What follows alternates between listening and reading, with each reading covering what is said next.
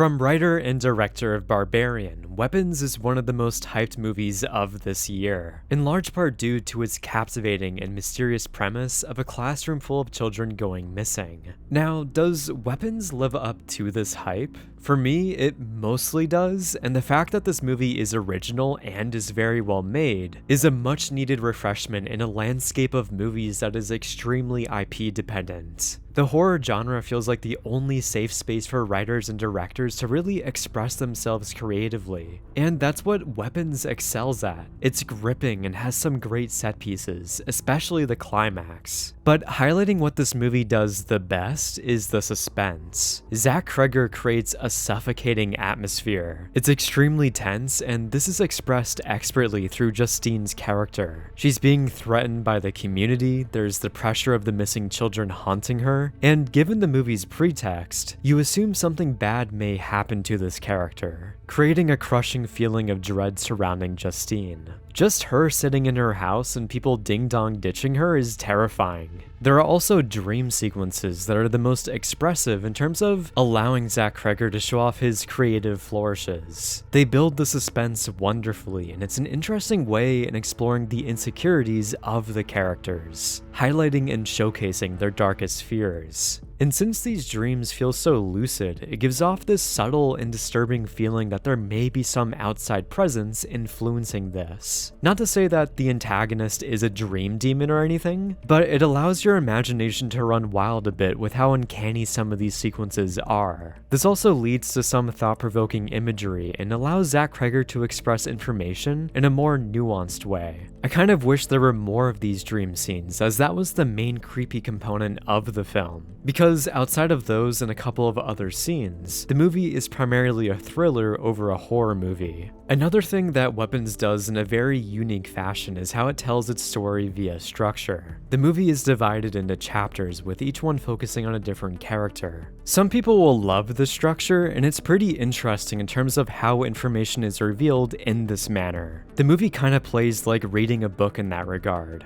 However, I think the movie loses some of its efficacy with how compelling said characters are. Everyone plays an integral piece in the story plot-wise, but I wish the movie focused on the two main characters predominantly. Justine is the teacher whose class ran into the night, and Marcus is one of the fathers of the missing children. These two characters have by far the most interesting perspective from which we view this story. Justine and Marcus express guttural tragedy and heartbreak whenever confronted with the reality of what happened. This makes them riveting point of view characters, and their drive to unravel this mystery deeply hooks the audience. Like Marcus not having faith in the police investigating this anomaly since it breaks reality is so intriguing, and him doing his own investigative work was great. I wish that was elaborated on more, but this kind of runs into a secondary issue I had with the movie in that the mystery isn't actually that deep. Like, as an example, without going into spoilers, there's a specific moment that happens at about the 20-minute mark in which Justine learns something that can mostly point you in the direction of what happened. And then from there, you start switching perspectives to other characters, and the movie, plot progression-wise, drastically slows down, and I kind of wish we spent more time with Justine and Marcus instead.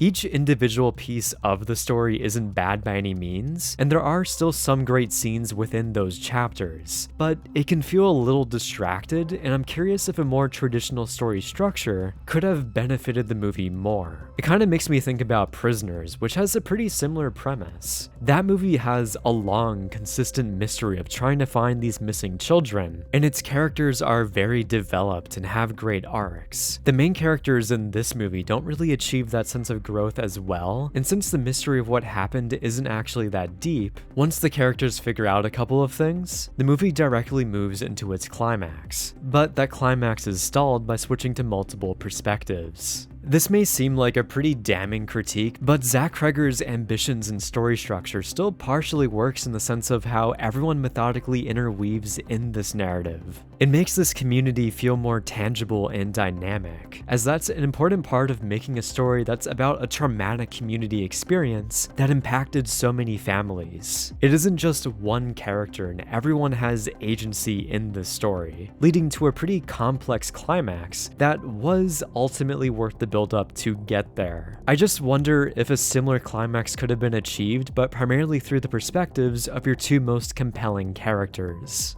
Those are really my only two main critiques of this movie, besides a couple minor logical concerns, and I feel like the movie has a small cop-out moment for what's revealed in the end. Obviously though, the positives far outweigh those gripes. To quickly go through some more positives, the prologue to the movie instantly hooks you, basically showcasing how strong the fundamental script is. Because if you didn't know, there was a major bidding war for the script between most of the major studios. Zach Cregger ended up netting a $10 million personal payday for this movie, which is pretty crazy. Writing a script that is this intriguing, has so many interesting characters with engrossing struggles, everyone having agency and influencing the plot, the amount of twist and the brilliant climax, I think really highlights Zach Cregger's great talents. The tone of the movie is also very interesting in the sense that it can be very funny at times while not compromising the suspense. There are some strong dark humor moments, and my theater in particular was dying during those segments. The acting, of course, is stellar. Julia Garner gives my favorite performance in the movie, perfectly showcasing a storm of guilt, sadness, and trying to mask that and move on. And despite the movie jumping to multiple perspectives and there being a bit of story overlap, it's still paced very well with a great edit. In general, I think it'll be very hard for Weapons to disappoint you.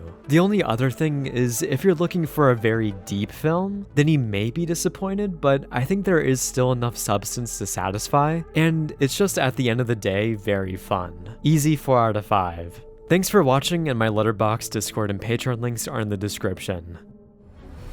Thanks as always to my amazing top patron, Logan Farmer.